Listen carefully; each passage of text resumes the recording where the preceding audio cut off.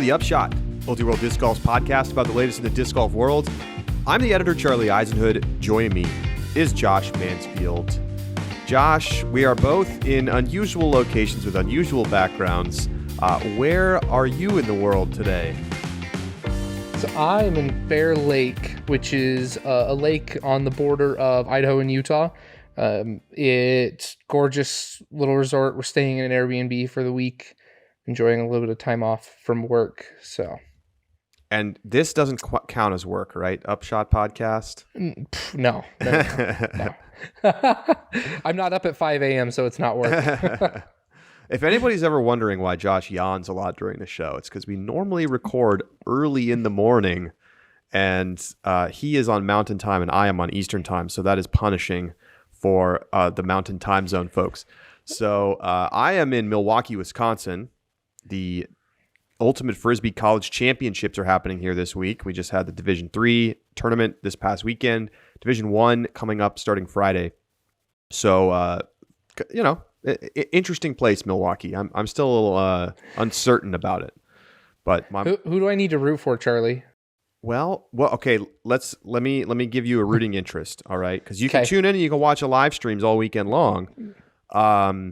Do you want to root for a team that is going to win, or do you want to root for an underdog? Not like I don't want to root for the dynasty. Okay, but I want to root for a team that can win. What's your favorite quality of sports teams? Fast pace, exciting. I mean, that's kind of what in a sport that I am not super familiar with, I want to appreciate the action. You're looking for a team that's gonna put up some shots and make some stuff happen. Yeah. Yep. Okay, I'm gonna give you a team to root for. All right. Okay. And then you can just lock in on that team throughout the weekend. Perfect. And so let's see. Fast-paced team, not a dynasty, going to put up shots. I would say Georgia in the men's division would be a great option for you. They made the final in the 2021 championships back in December. Perfect. And but they're definitely not the favorite. They're the 5 seed coming in. Have to play a very tough Pittsburgh team in pool play. But they will definitely shoot it. They're very athletic, and they've got a puncher's chance. They're a super athletic team. On the women's side, I'm gonna say that you should root for. I think you should root for UC San Diego. They have the best player, arguably, in all of college ultimate, Ava Hanna, who is just an absolute beast. Gunslinger, will throw 7 or 8 assists in a game on a regular basis against the top players. So there you go. Okay, there we go. You got the Georgia men, you got the UCSD women. Yeah. Okay. You can go to ultiworld.com/live to catch live streams all weekend. I know this is a disc golf podcast. I know you don't care, but you know what? I got into disc golf because I found live streams, and I played a little bit, but I remember watching USDGC, and I was like, this is actually pretty interesting. And so maybe you'll do the same with Ultimate Frisbee, because the college action this is the pinnacle tournament of the year for me, in my opinion. So all right. Check it out. I'll make sure to tune in. I've got nothing to do. I'm on vacation. I love it. All right. So OTB Open was this past weekend on the Disc Golf Pro Tour. And boy, was it a tournament. Wow. Simon Lizotte gets his first win in 4 years on tour. Now, we talked extensively about this in our live React show for subscribers. We hope you become a subscriber so you can catch those shows after every Elite Series event this season. And, we're going to, of course, talk about it more today. But just an incredible storyline for him to come back and get back to the pinnacle of achievement on the tour. I mean, we have not seen this form from Simon for quite some time. Little blips here and there over the last 3 or 4 years, but he just has not been a kind of a relevant player on the tour. And here he is, Josh, taking home an Elite Series win, and in kind of convincing fashion. It wasn't really in doubt on the final day. No, it wasn't. And what I think I appreciate most about it is that it was done in a way that he had the lead. It didn't feel fluky in any way, shape, or form. But more importantly, is it was still close enough to remain, convincing, I think is the best way to put it. There's something about winning and building up enough of a lead over 2 days that you don't really have to do anything going into day 3. Simon had a lead. He had a good lead, but that didn't mean that Sunday wasn't still anticipating a bad double bogey can knock him back down very quickly. There was pressure the entire time from Calvin Heimberg and Aaron Gossage and Anthony Barella early, running into some trouble that kind of took him out. But there was enough of a group around him that it was enough of a win that it was convincing, but not so much of a win that, we're wondering in a closer circumstance, would he have still been able to pull it off? It really is just all you can ask for in terms of a win if you're Simon Lizotte. And what a compelling way to come back on and make that splash back onto tour. Well, we got kind of a special show for you today because typically, of course, we do our interview series on Wednesdays. We're actually going to roll it into today's show because it felt so relevant, because we have Simon Lizotte joining us for today's show. And I think it will fit a little better to just have our long-form interview be a part of today's show. So we'll get to talk a lot with Simon, and it's a fantastic interview, so don't miss it. We get into a ton of detail about, his time getting back to the top, what his life is like these days, how things have changed for him, how he feels about playing the safer kind of golf that got him the win this weekend. And I said this in the live show, Josh, and I want to reiterate it. The fact is, this is not like Tiger Woods winning the Masters a couple years ago where you're like, wow, like this legend is back and like one final hurrah, which, I mean, obviously that was an incredible storyline.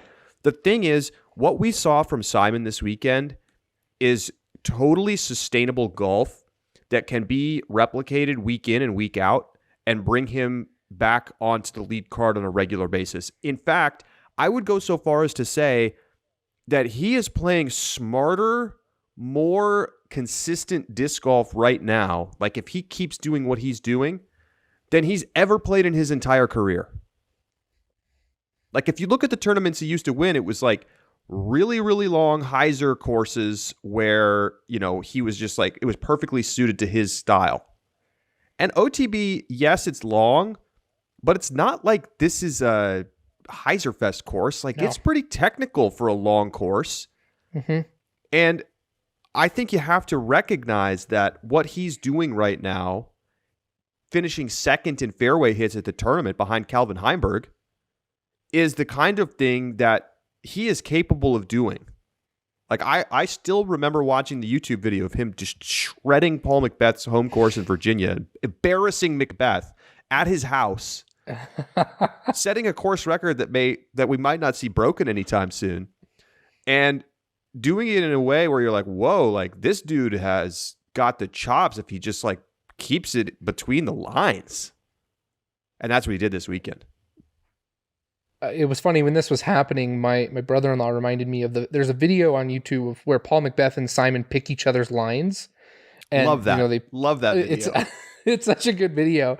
And at the end, Simon says, wow, I feel pretty good. Like I can go play some more disc golf. It's so funny, man. And even in the interview, it's so funny just talking to him about kind of the competing desires of wanting to be good and relevant and simultaneously not wanting to play what he calls vanilla golf, which he finds boring. It's so funny to me to have someone with that much talent, like raw talent. He is one of the most gifted disc golfers to ever play the game, who just cannot put aside his showmanship and just loves to entertain.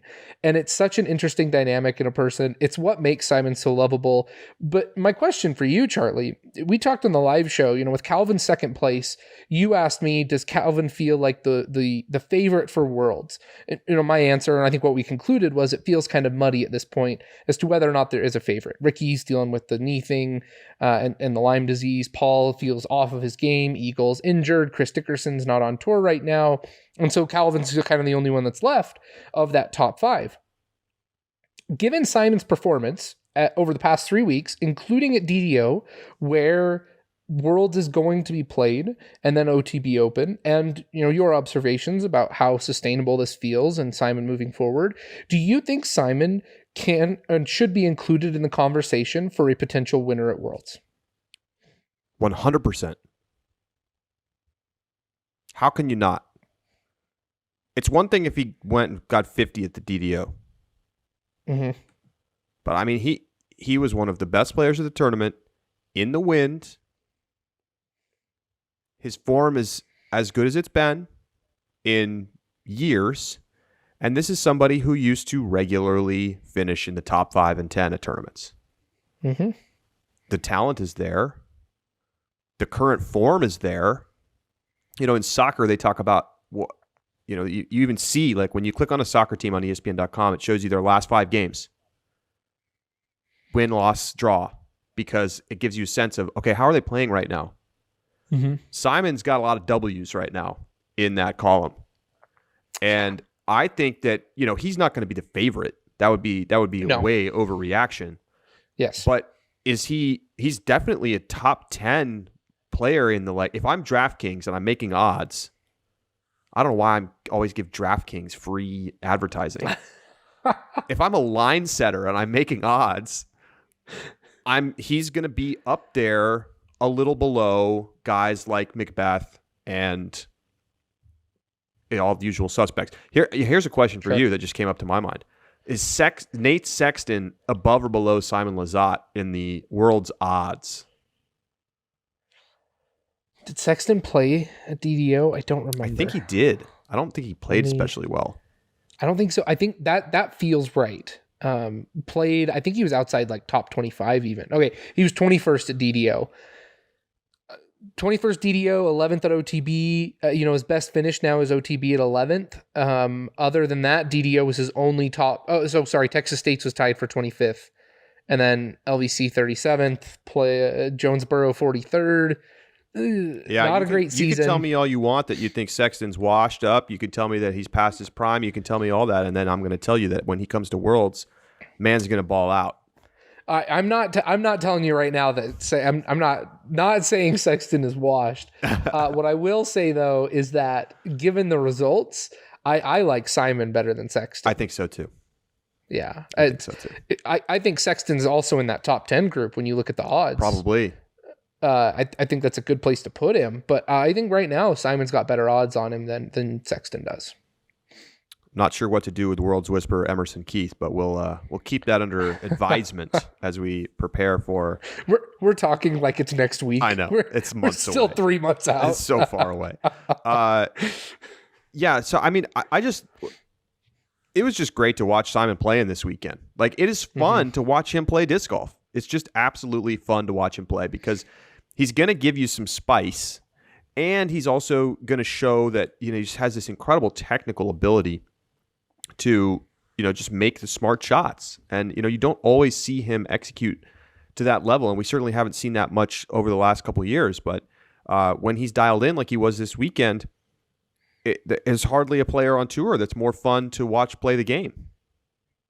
Well, and I think especially for OTB, what a group of people he was surrounded by.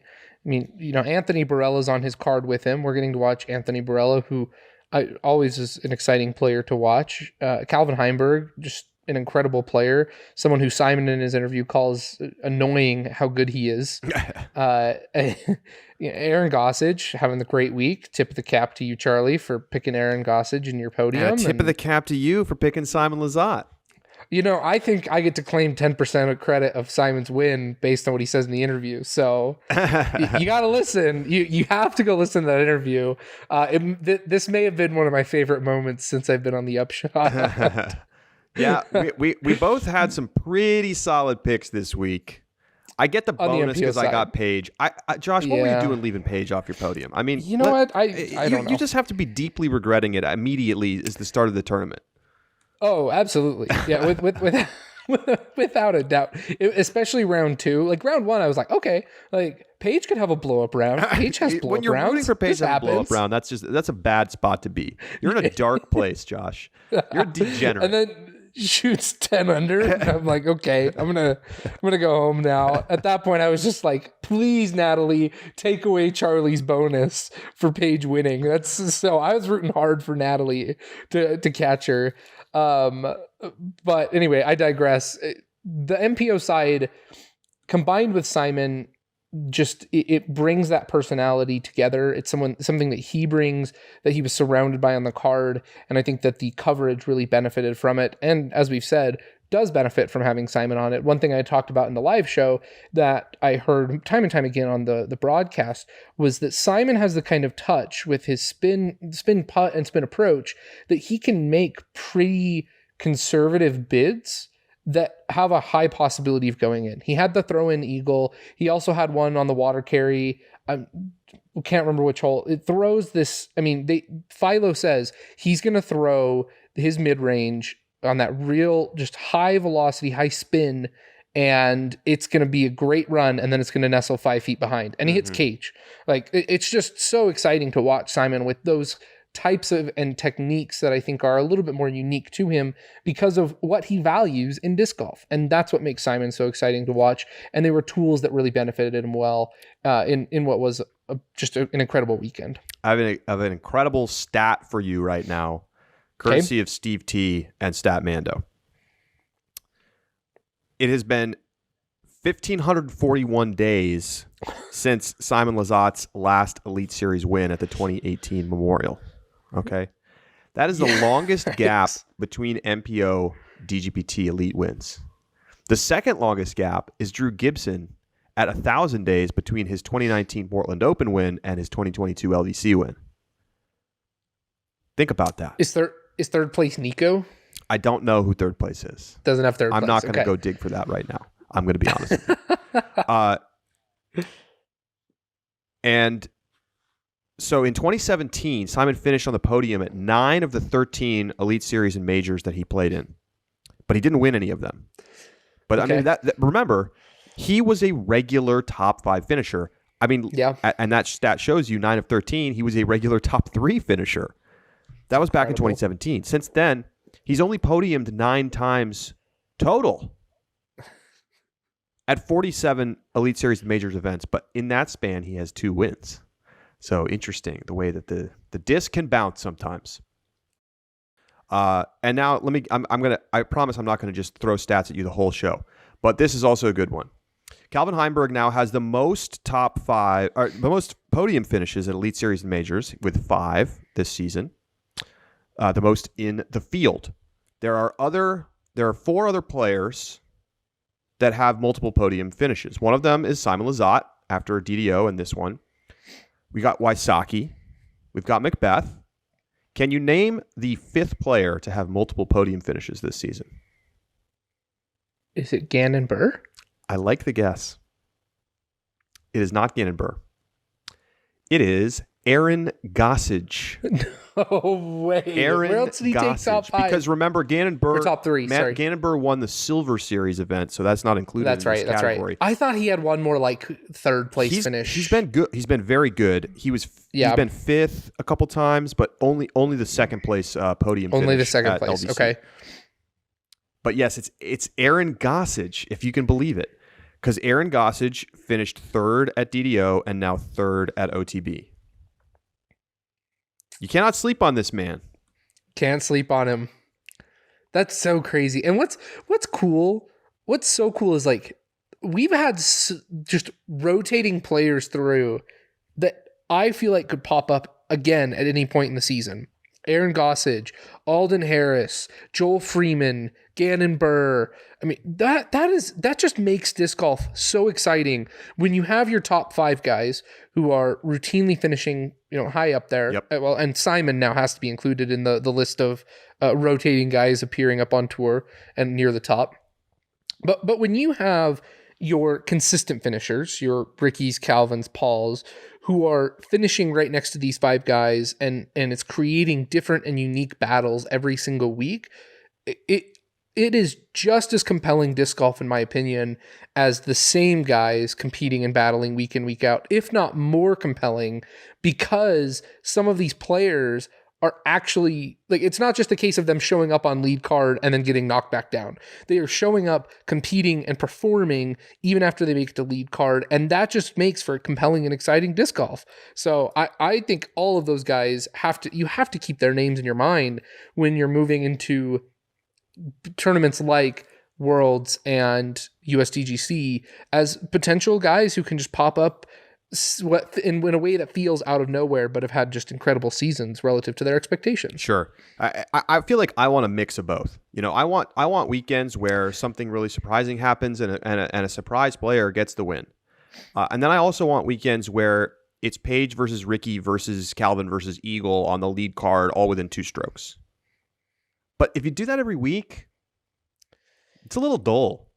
Yeah. And if random dudes win every week, I'm sorry. It's like hard to get excited about that sometimes when you like look at the lead card. Hard to invest. Yep. But a little mix of both, right? That's what keeps it spicy. And I think golf has that, which is why people really like watching golf. Yeah. So, yeah, I mean, Simon Lizotte, the guy just played fantastic this weekend. I mean, you look at the stats, whatever you want to do, he was awesome.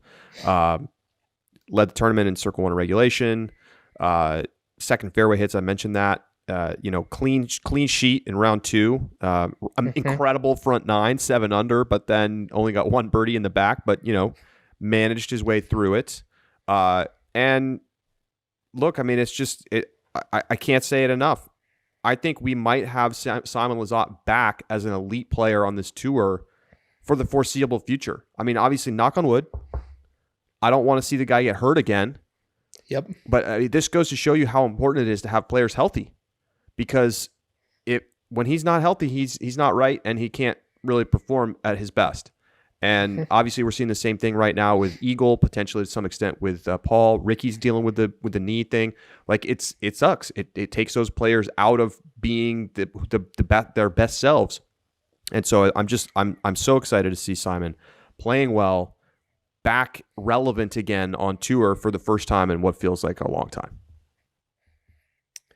Yeah, and MPO wasn't the only side that was exciting this weekend. FPO also had an exciting finish, much to the surprise, I think, of almost anybody who looked at the scorecard after round 2. I mean, come on. Against all odds, it was interesting in the final round. Yeah. I'm sorry. Like, Paige Pierce had a 9-stroke lead going into the final round. I wasn't even going to turn it on. I wasn't either. Like, okay, cool. Like, good job, Paige. Like, you're a beast. Like, you're going to average 1,000 rated golf. Incredible. Tip the cap. But I don't really want to watch you walk it in the final round. Well, psych. Natalie Ryan goes beast mode and gets 5 straight birdies in the back to tie it up. And it's tied going into 17. Yeah. And, Ryan makes the mistake. Paige is the veteran. Keeps it clean. And that's the difference, right? Ryan takes the double bogey on 17. But, I mean, you just have to be impressed with the way that Natalie Ryan played, because, to not only, it'd be one thing to, like, close the gap a little bit and, like, get a strong second place finish. Sure. But to do what she did, like, almost pulled off literally unprecedented win. No one has ever lost in FPO leading by 9 strokes at an Elite Series event going into the final round. Natalie did not miss the fairway. She was 100% in fairway hits. She was 40% from Circle 2. She was 78% from C1X. And if it weren't for some rough upshots on hole 17, and it really felt like once she threw in the water on 17, it was kind of done and dusted. Not only, even if you said, well, there's still the outside chance that Ryan could still win it because, Paige makes a mistake, it felt like the spell had broken, and it just, everything kind of went back to normal, and Paige was like, oh, yeah, I'm going to birdie. They're part of these last 2 holes that are, incredibly difficult. Don't worry about it. I'm going to walk this in now. But man, from 11 to 15, Natalie looked unstoppable. And it really did feel like a matter of 5 feet, where Paige's drive was 5 feet long, 5 feet left, and leaving herself a little bit harder looks. A lot of cage hits, a lot of top band hits, left side chain hits, all over the place, but just not quite sharp enough. And in most cases, that, well, and including this one, 9 strokes proves to be enough of a buffer. Lucky for Paige that it wasn't 5, though. True. Because in a world of where it's only 5-stroke lead, Natalie catches her, and this tournament looks very different. So shout out to Paige for building that lead on day 2 and shooting what was just an incredible round. She definitely deserves all credit for that shot, for that round. Comes out to being a 10:28 rated round, but shout out to Natalie Ryan for the work that she put in. 2 990 plus rated rounds from Natalie Ryan on the weekend. So just some crazy stats here once again, because I also want to talk about who finished third. Oh man. First, playing So in her cool. first Elite Series tournament of the season, Juliana Korver finished in third place. And if she could putt, might have won the tournament. I mean, it's crazy. She is now officially the lowest rated player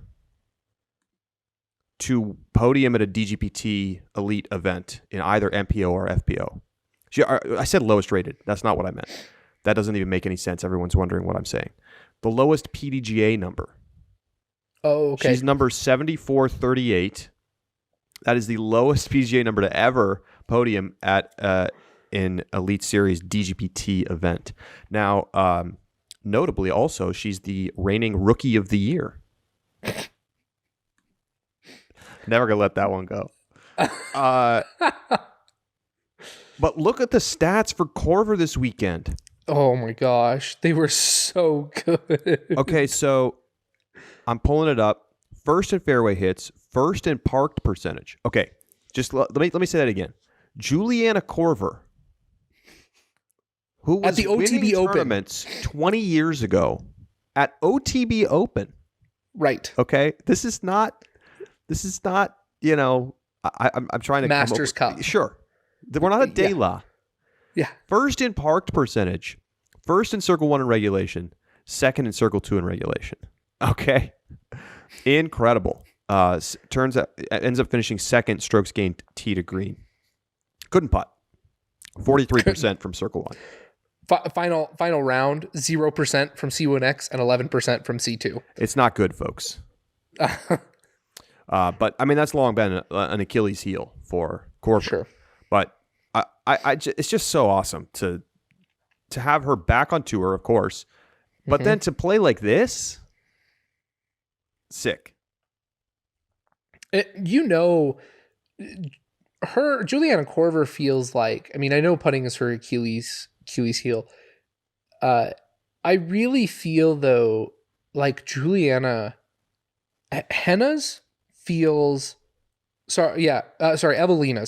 putting feels debilitating. Like you watch her every single week and almost every time you're like, I just don't know what's going to happen. Juliana's round 3 was particularly bad for her, but there are stretches and moments when you can see her start to gain some confidence and kind of turn it on a little bit. And I really feel like there could be a weekend that Juliana could put it together and be in contention for a win. I think we've seen that over the last 2 seasons. You know, she's barely played this year, but you know, last year, like there were definitely tournaments where you're like, oh, okay, like Korver's in the mix. And it's so cool. You know, ultimately she finished 8 shots off the lead this weekend. So I don't know how much she was really in contention at any point, but could have been with better putting. Mm-hmm.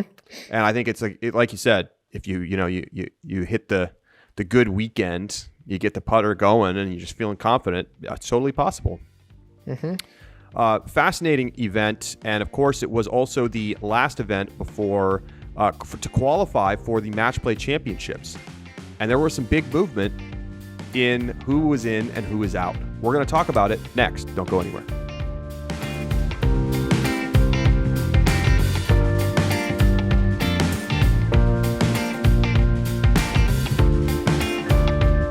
The Upshot is presented by Pound Disc Golf, makers of the best bags in the sport. And you know what? If you want to get the custom pack that you envision in your mind's eye, the pack of your dreams, you can do it at any time. Go to pounddiscgolf.com and you can get your custom Octothorpe, your custom Octahall, your custom Carlton, your custom Toolbox, and their custom pack builders are now open all the time. No more waiting for drops or hoping that you get lucky.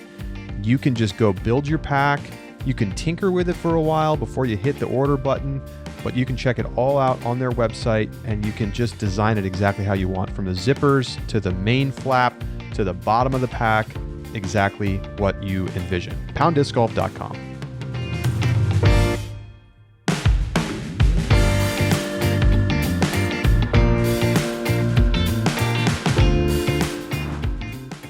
Welcome back to the Upshot.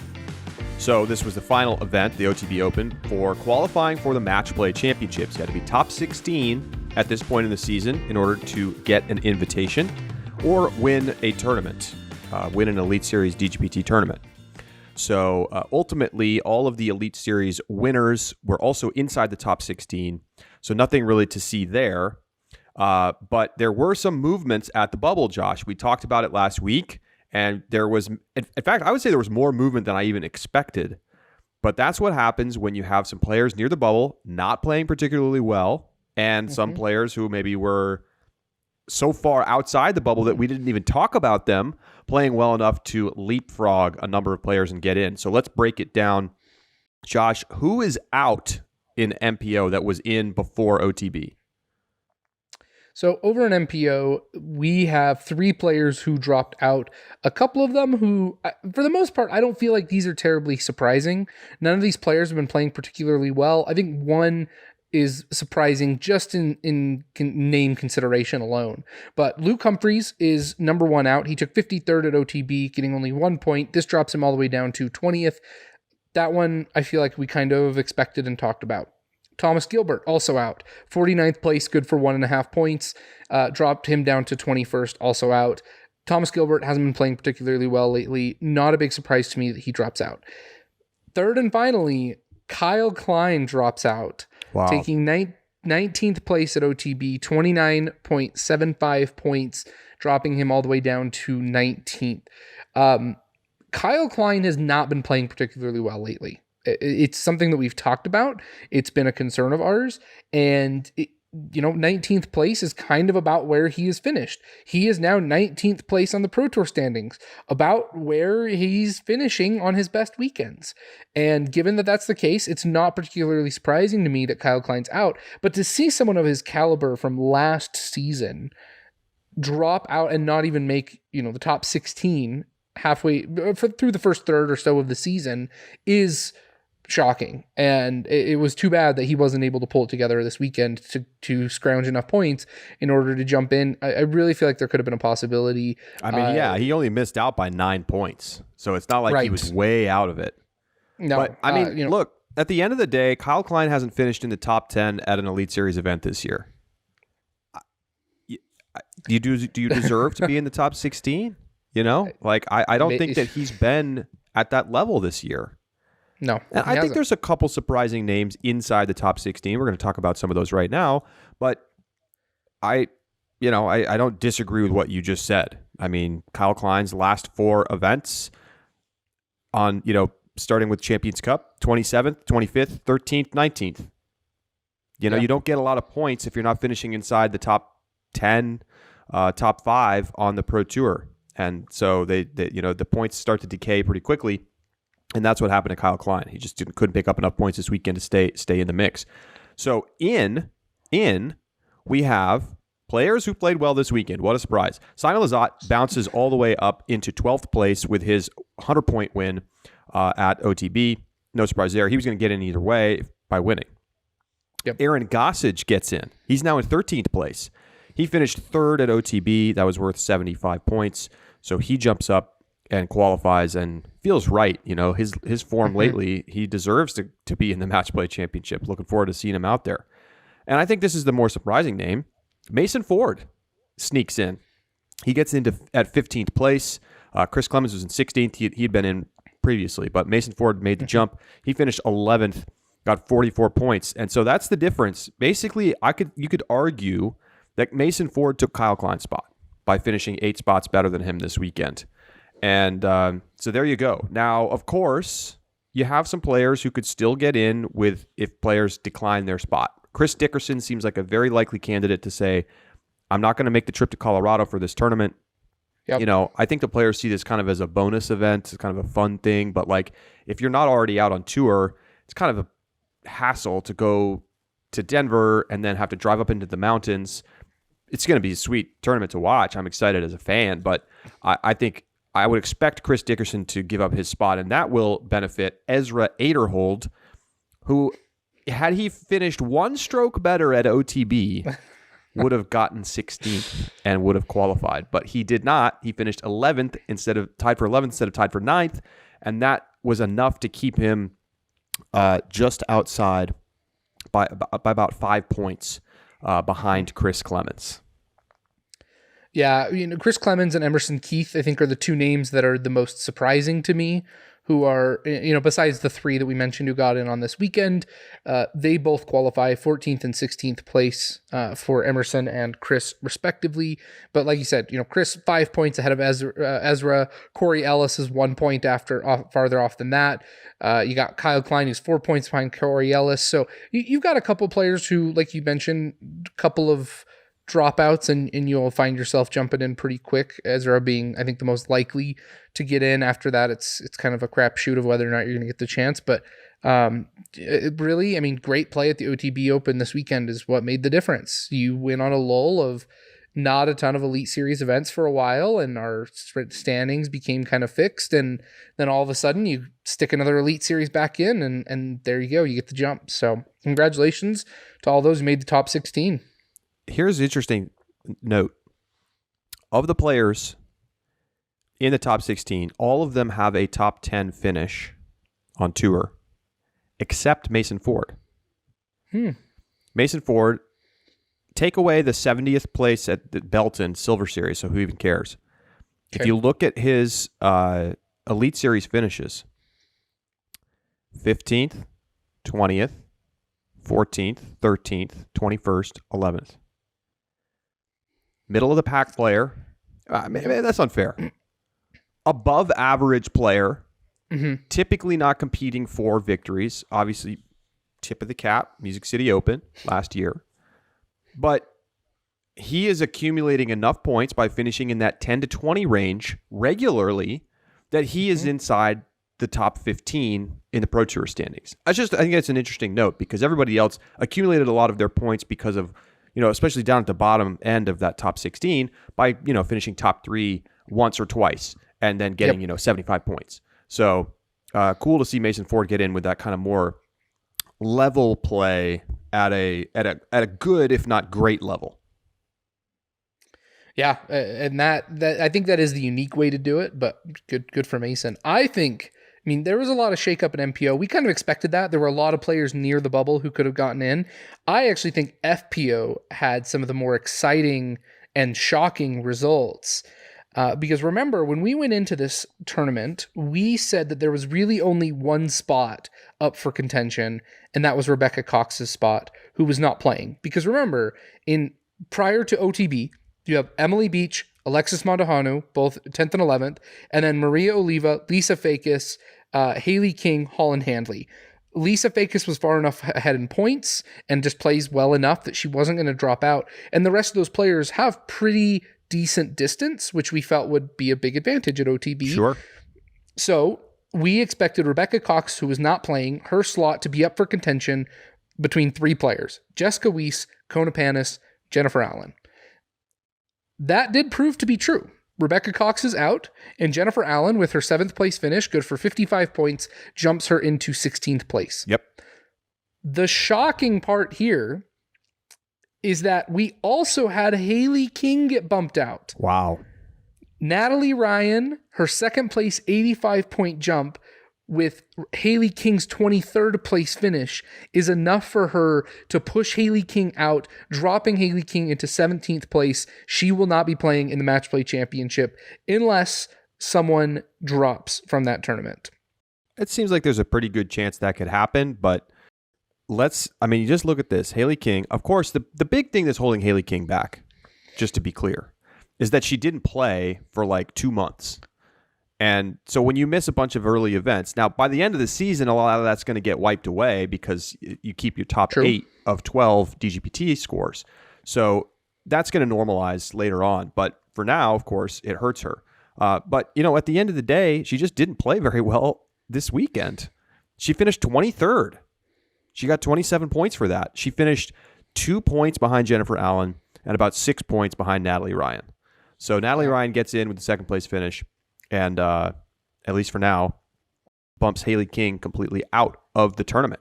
Wow. I mean, obviously Haley King kind of put herself in a tough spot because of her decision not to play a number of events, but you still just assumed that she was going to get enough points this weekend to stay in. I mean, it wasn't even really a question in my mind coming into the tournament.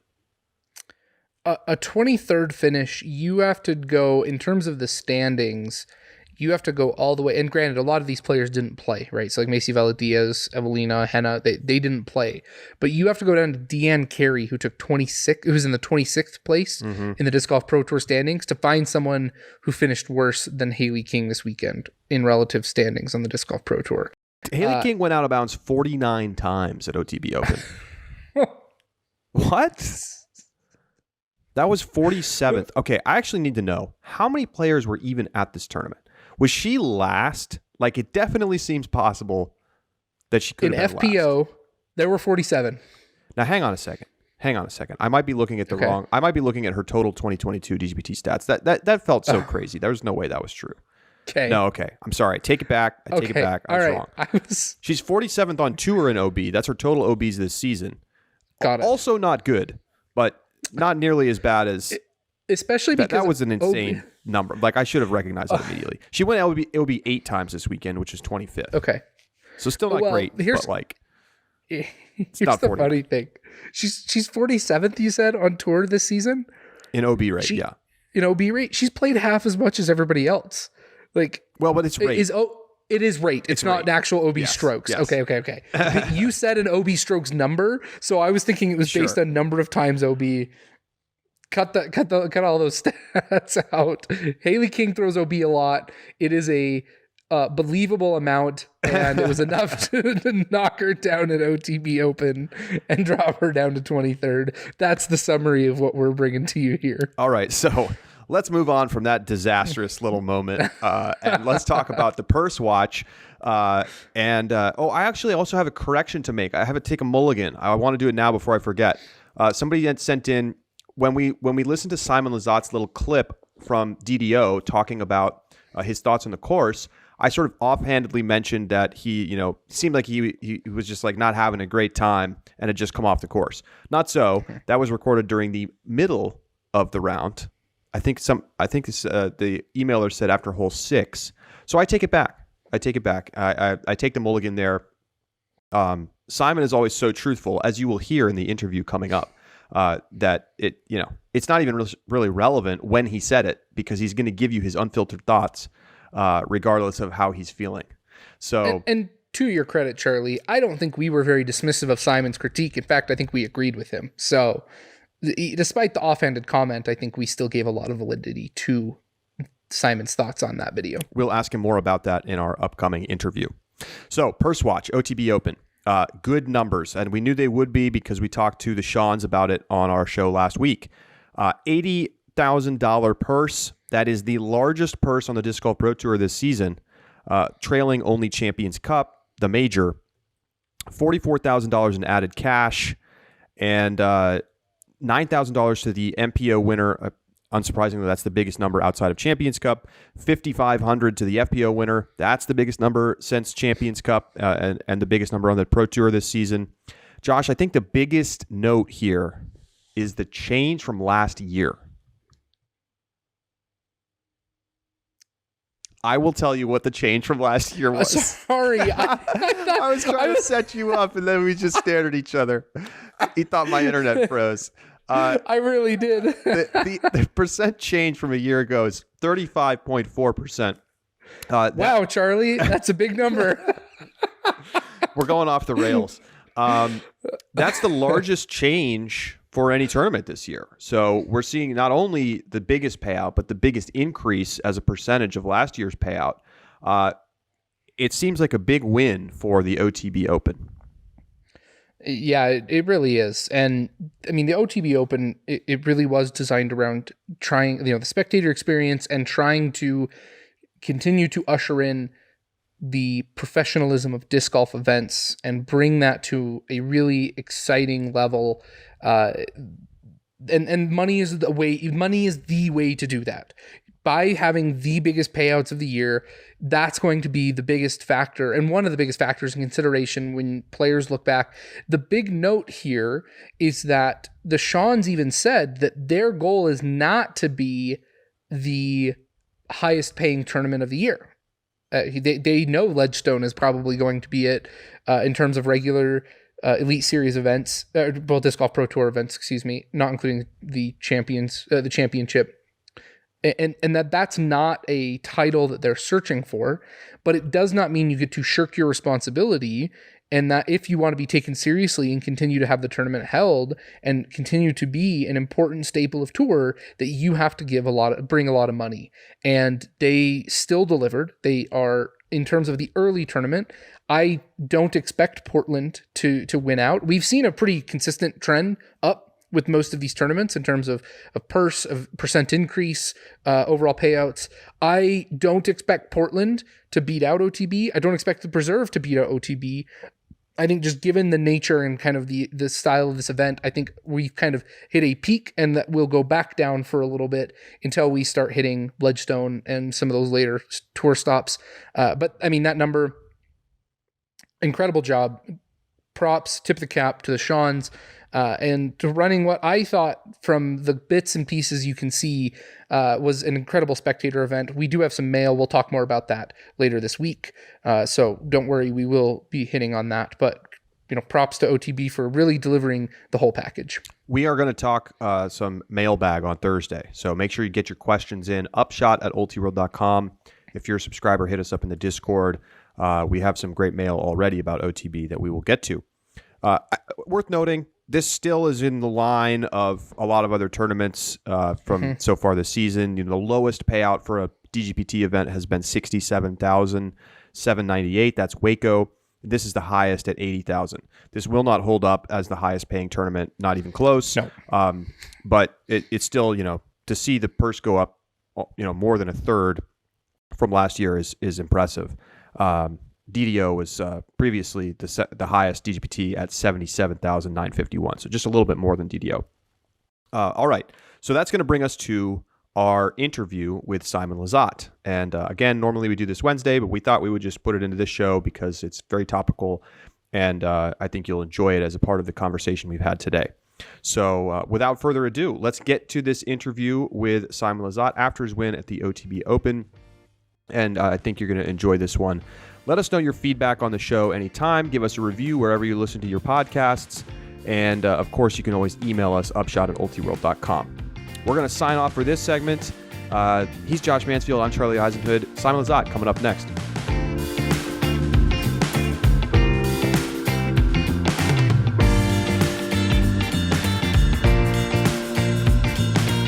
Joining us now on the Upshot is Simon Lizotte, who's coming off of a win at the OTB Open out in Stockton, California. Simon, hello. It looks like you're not in Stockton anymore. Nope. Left that place pretty much as soon as possible, to be honest. But just drove like 2.5 hours. 2.5 hours kind of like northeast, and you're in one of the most beautiful places on planet Earth, I would say. We're here right on the state line between California and Nevada at Lake Tahoe, which is a mind-blowing place for disc golf and a lot of other reasons. Tell us a little bit about what you're doing in Tahoe, and then we can talk some disc golf. Yeah, so there's this great show on YouTube called Adventures in Golf, and I'm a big fan, and one of the producers at Jomez is a big fan. And we thought maybe disc golf could be ready for a similar idea of show. And if you haven't seen the show, highly recommend checking it out. It's like really cool. It kind of like showcases the most unique golf experiences around the world. And once I heard of that show and watched a couple episodes, I was like, I want to be the host of Adventures in Disc Golf. We didn't end up calling it like that, but it's going to be an off-season Jomez show. which we filmed one episode already in Vermont, and now we're here at Lake Tahoe. We have a couple other episodes planned already, and it's basically just about the spirit of the game, I would call it, and communities and unique disc golf courses that would not really get any YouTube time if it wasn't for us coming out here. So let's talk then about the OTB Open. This was, I think, an incredibly exciting weekend for all of us to watch. But for you, where does this win rank in terms of importance relative to other wins or success that you've had in your disc golf career? I'm so bad at ranking stuff. I never really have favorites when it comes to courses or discs. Like, for me, everything always has a special place, and the good and the bad sides. But I think this win was especially special in a way where, just timing wise, and the fact that it's been 4 years since I've really been in the position. I mean, Preserve 2 years ago, I had a good chance to win, but where Nico ended up winning. But other than that, DDO a couple of weeks ago, I got second, but I was never really in contention to win, so it didn't really feel like the pressure was on me at any point. I think timing-wise, this was a really cool win for me. Just kind of, I don't know if it was out of nowhere, but it kind of was out of nowhere. That makes it kind of like more special. What has made it possible for you to get back to the point where you can play at this level? I mean, you basically said it yourself, like you haven't had a lot of opportunities to win big Elite Series events, and then you come out and look fantastic through 3 rounds on a really tough course. How have you gotten back to this point? Disc golf, I mean, any sport, but particularly golf and disc golf, of course, I would say disc golf in general is such a weird game that you can play feeling-wise or even throwing-wise 2 almost identical rounds and walk off the course with 5 to 10 stroke different result. A couple factors obviously play into that: good breaks, bad breaks, couple inches here and there that can make a huge difference to your entire round and tournament. And full honestly, I don't feel like I played that much better than I have in other tournaments recently. I mean, I haven't always been on coverage, so you can't really look at my throws and results to prove anything. But just for me, feeling-wise and throwing-wise, it just felt like finally nothing went wrong in a way. And I don't know. I really can't explain why or what was going on, but everything was just like it was supposed to be. Like, there was just nothing crazy that happened. Everything was just kind of under control. And what got me to being able to do that, I feel like I've been able to do that for a long time. But I was just never really, I don't know. I hate calling it luck or anything like that, but I don't know how else to explain it. Like, it was just all lining up. It's funny you say this, because I feel like I heard you say something almost identical a couple weeks ago, maybe a month ago, on an interview on the Disc Golf Network. I forget what tournament it was now. Was it Champions Cup? You came off the course, you had some crazy hot round, and you said, I feel like I threw the same round I did yesterday, but I shot 10 strokes better. Oh, yeah, that was Jonesboro. It was Jonesboro. Okay. Yeah. This seems to be an attitude that you've just been feeling generally lately. I mean, does it just feel like you're playing normal disc golf, and then some days it turns out great, and other days you don't shoot a great round? It's just an interesting feeling, because I hear a lot of other players say very different things. Well, I could be totally wrong with my opinions on this, but this is like the most honest thing I can say, because that's how I feel. And it's the most honest thing is that I feel like disc golf is my least favorite thing about disc golf is how fluky it is. And that's for one reason, that the disc is sometimes completely unpredictable what it's going to do when it hits the ground, because it can skip, it can slide, it can roll, it can stick, it can spike. And you can't really control what freaking square foot of the earth you're going to hit, and you don't know what's going to happen. So you kind of are relying on luck almost on every single shot, because our fairways and greens aren't manicured in any way, and it's often just crazy. And every inch could make a difference of 60 feet sometimes on where your disc is going to end up. So I don't know.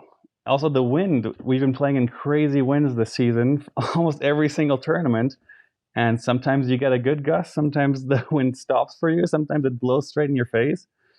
And I feel like disc golf is such a fluky game, which is such a problem. Sometimes we have trees in the middle of fairways where we throw a great shot that if you would have thrown it worse, you would have had a way better result, which is one of the most frustrating things when you're playing for that much money that we're playing for nowadays and trying to make a living and not go insane.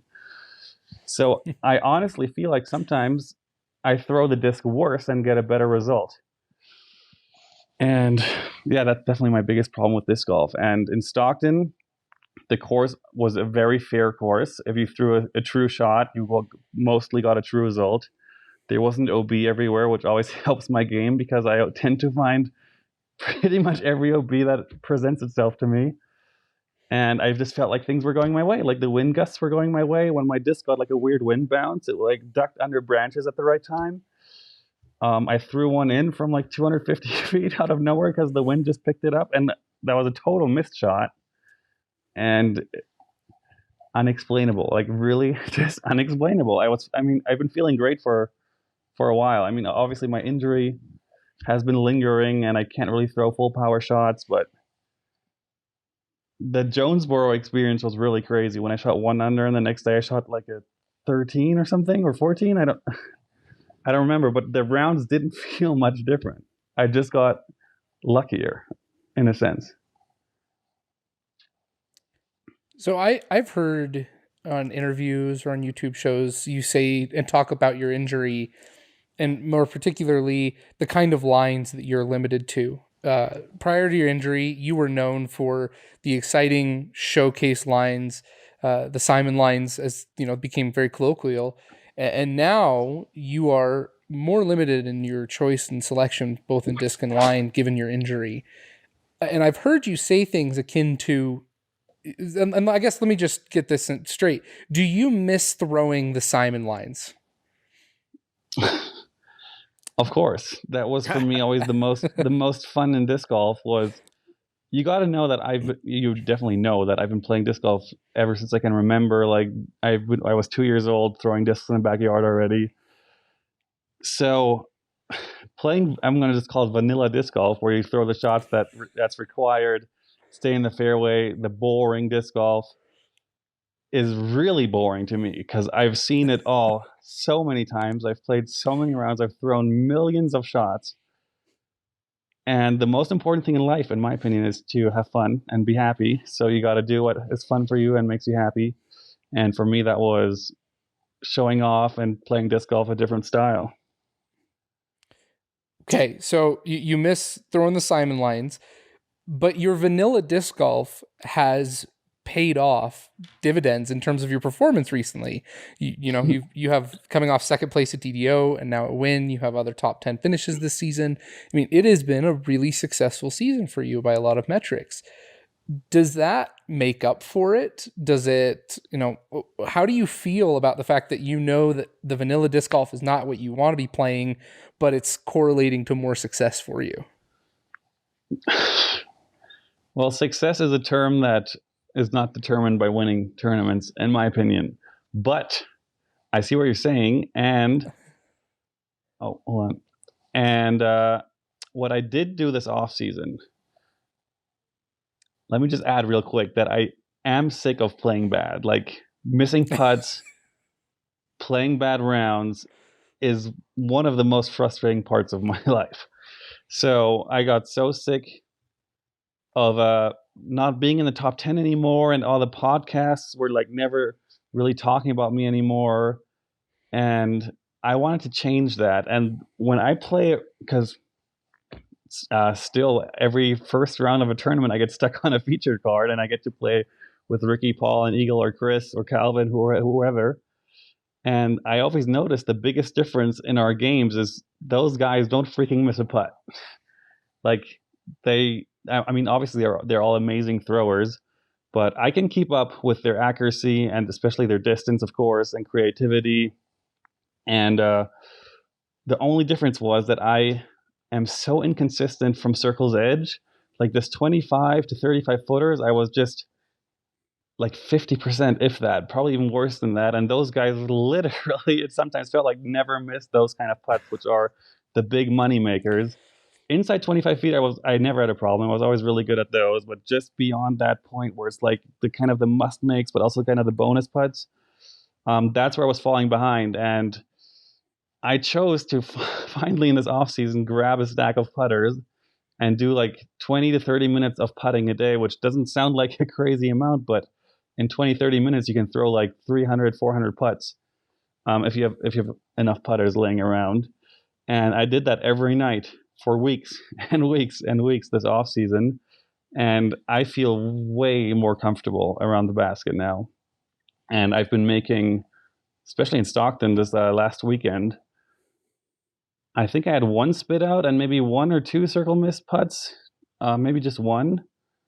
But other than that, like, I'm not missing. So I'll be in contention more if that keeps going.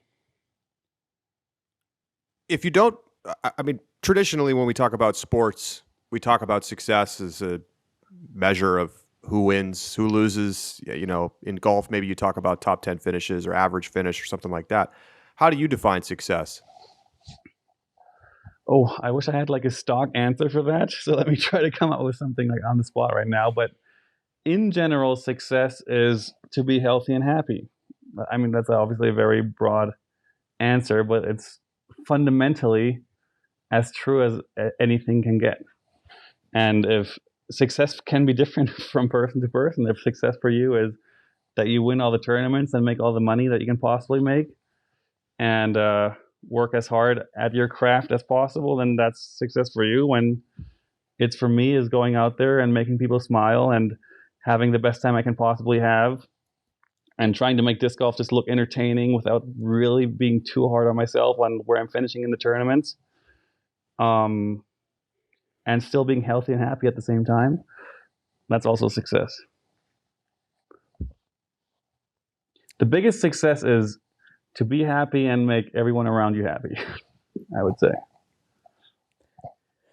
So with your injury and kind of this definition of success, you're involved in a lot of media, and you've talked about, you know, just now about some different media projects that you're a part of. And your vlog has always been something, especially during the pandemic, that became really popular. So as where it stands now, how does your contract reflect those goals? Is it still a heavily incentive in terms of performance, feature card, you know, top 5 finishes, etc., laden bonus structure, or is it a little bit different?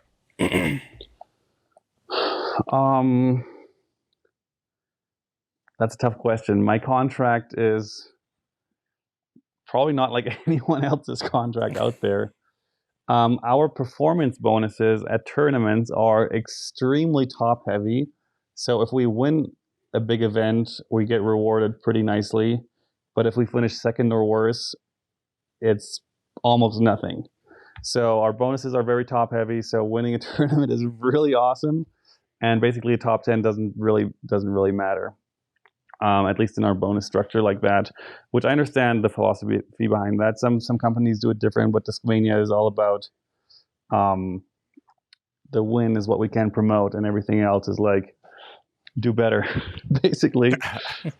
And the YouTube videos and stuff obviously is a huge part of who I am and of my importance to Discmania as a brand and a company, because that stuff has been bigger and I don't know, bigger and better than I ever expected it. It's actually for me like a side job almost, because I'm making a decent amount of money now on ad revenue, which I never dreamed of that was going to be a thing. But yeah, for Discmania, obviously they're encouraging me to make as much content as possible, but obviously they don't see it as necessary for me to make content. But I like it, so I'll keep doing it. You've been doing a little bit less YouTube content this season, I think, relative to what we've seen in the past. has that been a deliberate choice? Is that because you're on the road more, and is it, have you noticed performance being better because of it?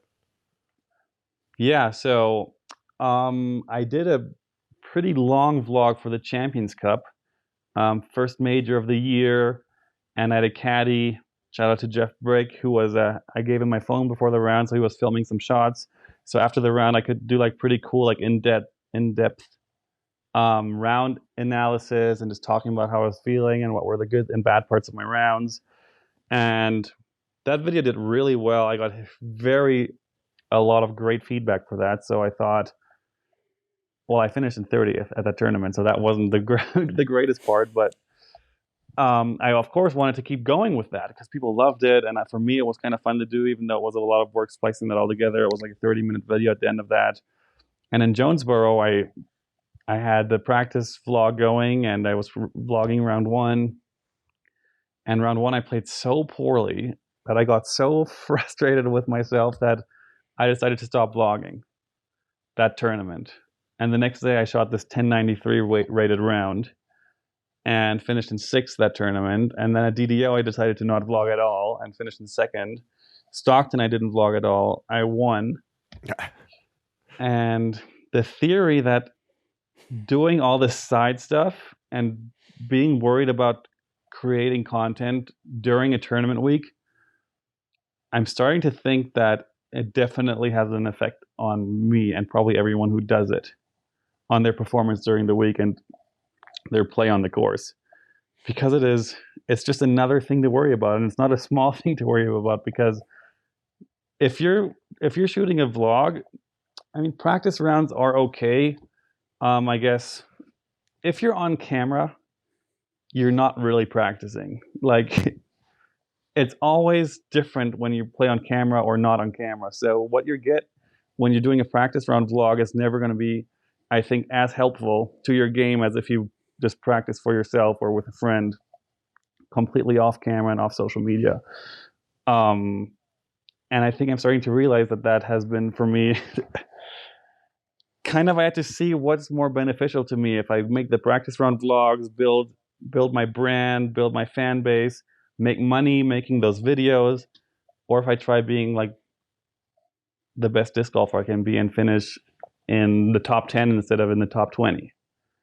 So I kind of had to see and weigh out what do I like more, what's more important to me, and what at the end of the day, also, of course, what makes me more money long term. So yeah, right now I'm gonna ride the wave a bit and see how I do performance wise if I just completely stop vlogging during tournament weeks. I still want to do stuff in off weeks, but the reason for not being many videos earlier this year is because I had a baby in February. Of course. So there was some busy times, and the weather up in Massachusetts in January, February is pretty much unusable for disc golf life. So that's kind of the reason there hasn't been that much this year. But I'm definitely not done with that, and I definitely want to do more in the future. So your son Emmett is now what, like 3-4 months old? Yeah, right between that, he's like 15 weeks ish. How is it going, and what has this meant to your life? Oh, the first couple of weeks were way harder than I expected. Like, wow, sleep deprivation hit me hard. And I thought, honestly, that it wasn't going to bother me too much because I'm already a pretty poor sleeper. Like, sometimes I'll go to bed at midnight and wake up at 4 and just won't be able to sleep anymore. So I thought, oh, this lack of sleep won't be a problem for me, but it hit me pretty hard. And I was just walking around in the middle of the night with the baby in my arm, trying to put him back to sleep. And I was like, holy crap, this is intense. And the whole labor process was super intense too. So yeah, it shook me up pretty nicely. And I was like, man, this is real life. So it didn't change too much, I would say, on the perspective of my life. Like, it feels more just kind of like cool. I always wanted a kid. I really wanted to get it done before I was 30. And I'm 29 now, so I got it in just before I really wanted to, which is nice. But I don't know.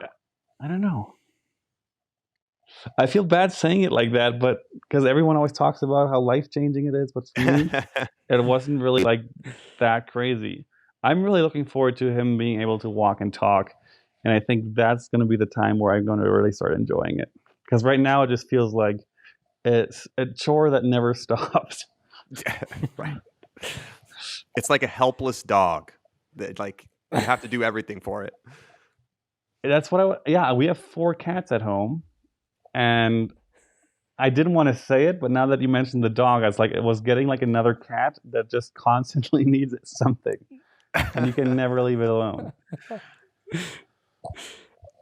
Has your family now changed your plans? Maybe not for even this season, but your long-term plans of how long you plan on staying on tour versus being just a content creator or taking on another role in the disc golf world, or at the time, not really? Well, my fiance, Natalia, who I'll get married to in September, has a master's degree in infectious disease, and she was working in Boston at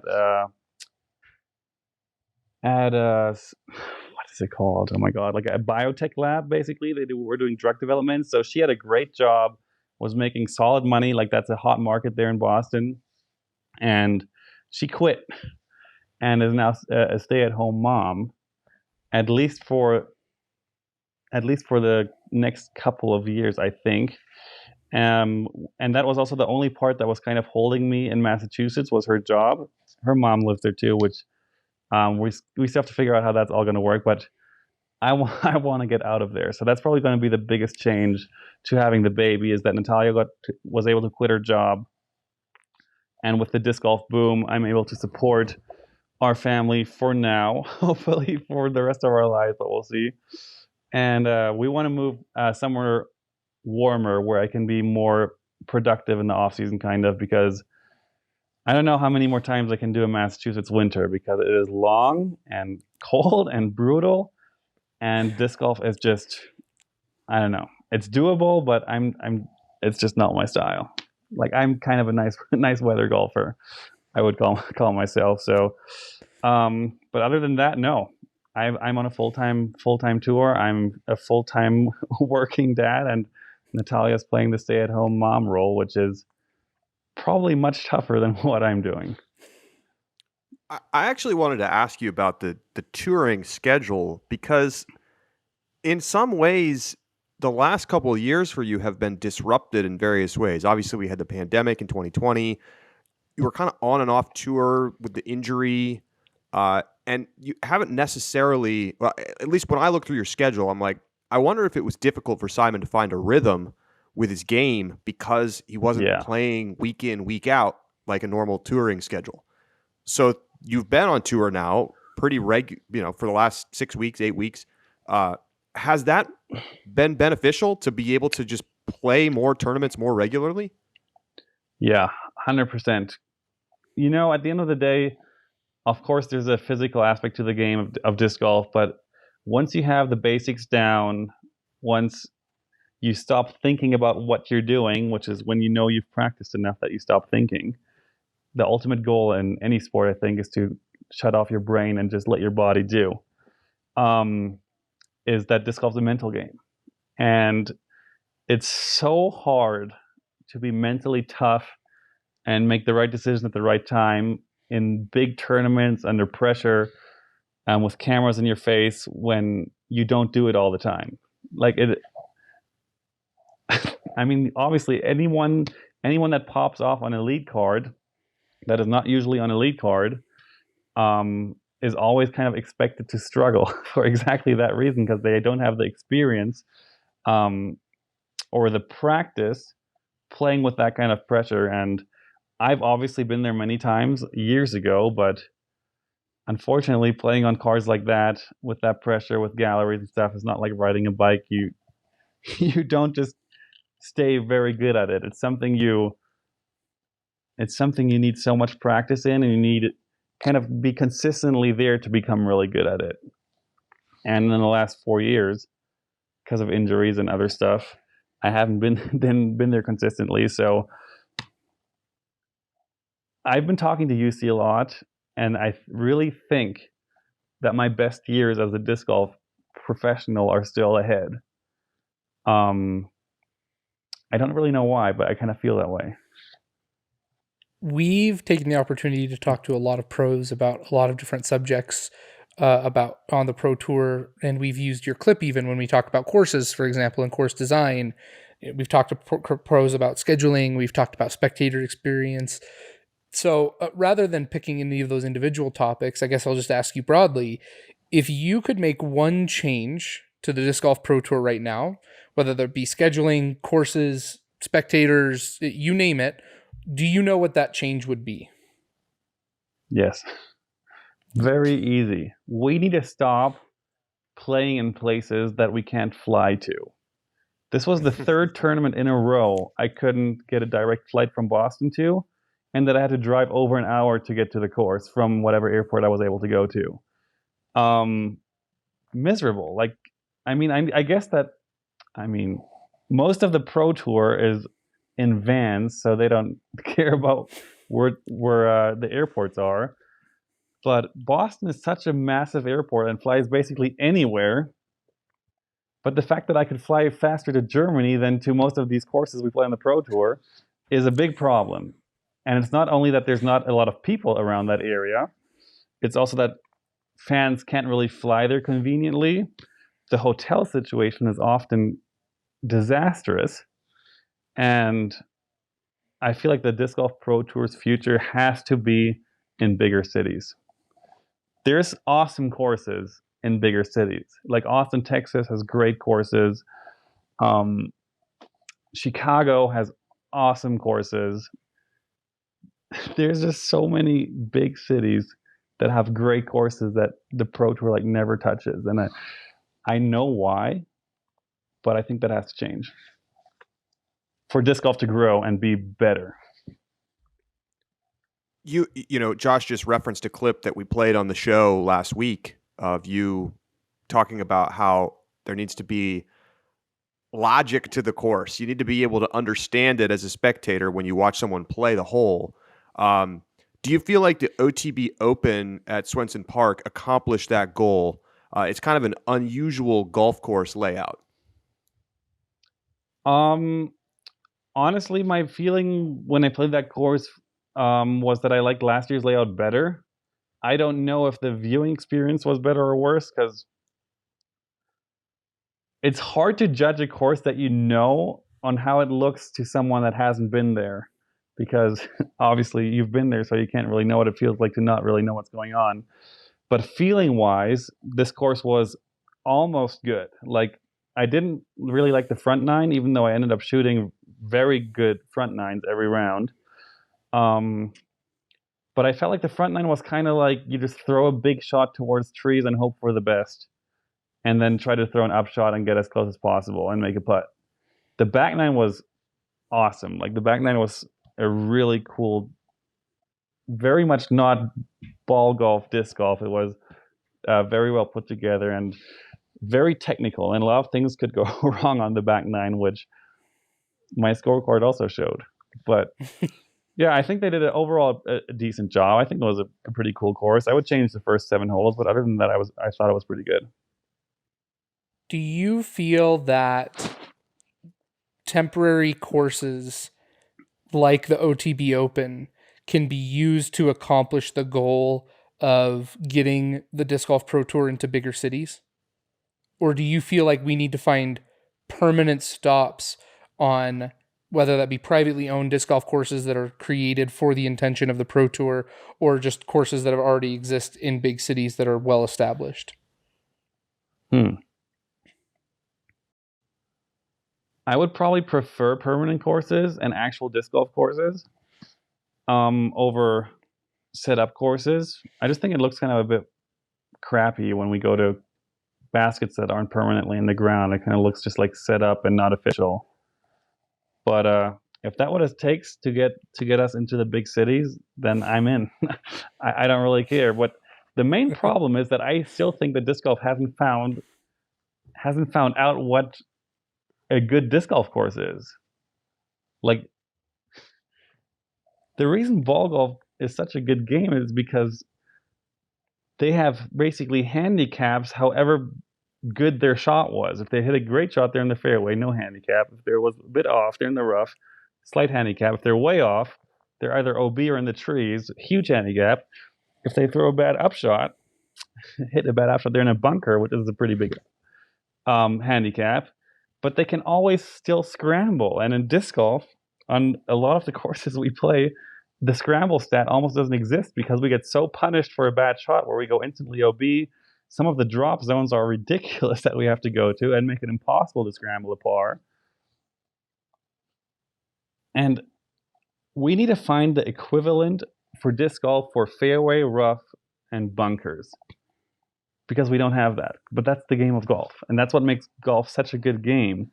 And disc golf just doesn't have the equivalent of those factors, really. We either have OB or complete jail, or people call it too easy. And then people don't like us shooting like 14 to 16 under rounds.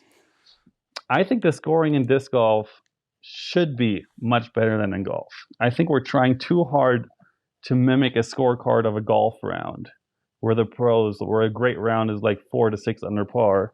And we're trying to accomplish that by making it fluky, way too punishing.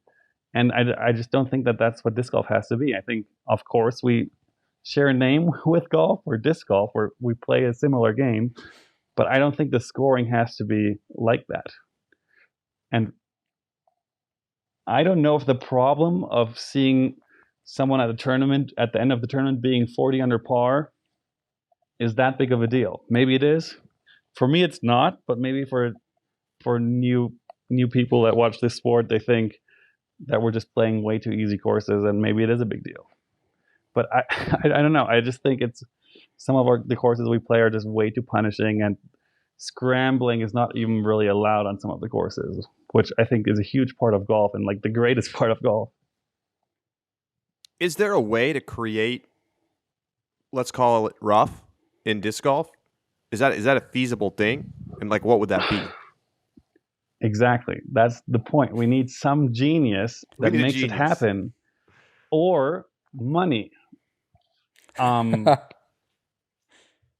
There is obviously every good golf course in the world is just millions of dollars put into it, which creates it to make it even possible. Like golf, you could never just go in any park and play golf and have a real golf experience, but that's what disc golf is trying to do. So if we don't get the millions and millions of dollars to create these kind of obstacles that would make sense for a frisbee, the thought that I had that is kind of tacky, and I don't love this thought, but I've had it multiple times, is to create handicaps on like shots you have to throw from specific areas. Like if the OB line doesn't mean you get an instant penalty stroke. It means like, for example, you can't take a run up or something. It's an area where you have to stand still throw from, which is a handicap and makes the next shot more difficult instead of just adding an instant stroke to your game.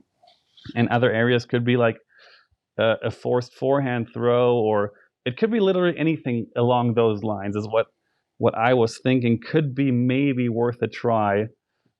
But I could also be wrong. Maybe it's just a totally dumb idea. So I actually have an email that from Devin emailed us about a week ago, who came up with his proposal that's a little bit for the same reason that you talk about. I think it does take the money side, but he recommends doing things like sand as your rough, or making it kind of rocky, or long grass. As a pro, do you feel like that accomplishes the goal of creating a rough without creating? Yes. So that's kind of what you're imagining. I mean, sloped, tricky footing areas, of course, that's probably the best equivalent we would have to a bunker or a rough, where we can't run up or walk up to our disc without thinking about our footing. That just made me think about some of the tee pads we have to play from, which sometimes off the tee pads we have to think about our footing because they're so rough. But no, I think that'll take obviously a lot of money with putting sand all over the course. But no, something along those lines I think would make this game a lot better. Well, like, are you like super excited to win the OTB Open? I think fans are really excited to see you back playing at a high level, and then of course getting the win this weekend. Like, how are you? How did you take it? This might sound weird, but I think I was more excited to get second at DDO than I was to win the OTB. How can I explain this? I don't even know how to explain this. I don't know. I really don't know. I don't know if it doesn't really feel real that I won that, or I just don't understand why I won it. Because it just didn't feel like I played so much better than I usually do. It just happened to be a better result. It was cool. I am extremely glad for all the fans and, of course, my sponsors and everything. And it is really cool to have all the podcasts reach out to me and want to talk to me and kind of feel like relevant. Obviously, that's something that's really fun and that's always been a big part of my life and something I want to keep going. So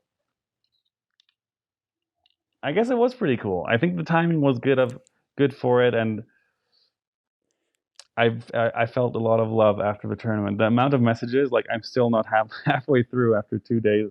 I've been also very busy ever since the tournament ended, but no, it was cool. I don't know if I would say I was super excited, but I was very glad that it happened. What did you think of the trophy? Oh, sorry, Charlie. Oh yeah, good question. Honestly, the first second he handed me that disc, I was like, why are you handing me a disc? I didn't even register that was the trophy. And then the second that kicked in, I was like, what? Probably a bit disappointed, but at the same time, they already had a camera in my face, a microphone in front of me, so I didn't really have time to process it at the time. And I guess it's a bit silly, a bit disappointing of a trophy, but I don't really care. Back in Germany, I had like freaking 50 trophies from all my wins back home, and I didn't keep a single one of them. So trophies were never important to me. I have my 3 Player of the Year trophies for the European Player of the Year awards, which are these nice big stone trophies. But other than that, I think I maybe have 2 or 3 other ones that I kept that are just kind of nice. But other than that, a lot of trophies found the trash can in my career. We know you got to get going, and you got a lot on your plate today, so we appreciate you giving us some time. A couple quick hitters at the end here. You qualified for the Match Play Championships that are coming up next month, sponsored by Discmania in Colorado. You excited for that? Well, I got to talk to UC or Discmania and see how badly they want me there. I got to talk to Natalia to see if she can handle another couple of days without me being home, because her life gets so much easier and so much better when I'm home. So I try to be home, of course, as much as I possibly can. And I told her that I'm going to hit all the big tournaments. I'm not even playing any silver series, so I'm only playing the big important ones. And I'm going to see if I can add another one to the list. Colorado is a pretty big hike from Boston. It's like a 4.5-hour flight, which always also takes a toll on my body and makes it really exhausting to just plan another trip like that. But I got to talk to Discmania how important it is that I'm there. I'm going to talk to Natalia and then see if I want to go, see if it makes sense.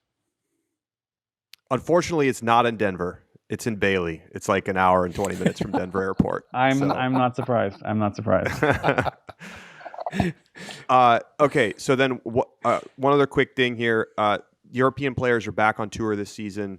Obviously, a lot of them have gone back to Europe now for the stretch before the European Open. But has that been cool for you to see lots of the European players come back over here and obviously tons of success in FPO and some limited success in MPO? Yeah, obviously we have a special bond because we're here trying to fight the Americans basically in the tournaments who've just been crushing the Europeans basically ever since the sport has been created. Really cool bond, really good friends with a lot of them. Some of them I don't even really know because I've been in the States for almost 8 years now. And some of them haven't even been playing for 8 years. So, like Lauri, for example, I don't think I've ever played with him or I've never really heard of him. But he's been probably the most consistent, best European player on tour this season. He's awesome. I don't think I've ever really talked to him, but his game is good. But like Vino and Albert Tim, we get along great. Albert is one of the funniest, coolest guys on tour, in my opinion. And it's really cool to see more Europeans coming over here and trying. And for now, making me feel a bit better about that I'm also struggling beating those guys. Some of the Americans, players. The top 5 players in the world, they're so annoyingly good. It's like playing robots. It's like playing against freaking robots sometimes. It feels unreal. What are you going to do to continue to have the success that you've been having these last few weeks? Well, what I truly believe is that my body is going to feel better and better as more tournaments go on. With my elbow, it really needs to be consistently used, I want to say. So I need to throw and throw and throw, and I'll start feeling better and better and better, get stronger and stronger. I will feel more calm on the courses, just because, I mean, the more you do it, the more your nerves go down, the more your adrenaline will be like in a controlled level. And that's been my biggest issue with these first round featured cards, is that I was getting so anxious on some of those throws and I couldn't really control what my body was doing. And I tweaked my elbow so many times early this year, and which affects the rest of my round, because then I have that in the back of my mind. And even on a putt, sometimes I'll feel it then, and that'll throw me off. But everything will get better. So I'm really not too worried about it. That final round on Sunday, just 2 days ago, was the weirdest round, because I felt so calm the entire time and everything was just working. I was having great conversation with Calvin. We were just, it just felt like a round of disc golf. And I was able to talk mentally myself into that. I'm just out here to play, no pressure, just play. And that's what I need to keep telling myself. And the more I practice that, the better I'll get at that. And like I said earlier, I think my best seasons and my best years are still to come. More conservative, more mature disc golf, I would call it. Vanilla golf. I won't ever be a complete vanilla golfer, but definitely closer. Well, we'll leave it there. Thank you so much, Simon. It's great to talk with you, and congrats once again on the win. Hey, I have one more quick question. Sure. I don't remember which of your podcasts it was, but I think it was the one just before OTB that Josh, didn't you almost make like a bet that you say that I'm going to be in the top 5 or something? Top 3. I put you on my podium. I put you in 3rd. I listened to that, and that definitely motivated me. So thanks. I love that. For the belief, and I'm glad. Thanks for the shout out. I'm glad that I pulled through. I am too. Thanks, Simon. Yeah. All right. Yep. You got it. Awesome, Simon. Thanks so much. Talk to you again soon. Oh, good job, guys. Keep it up. Work time.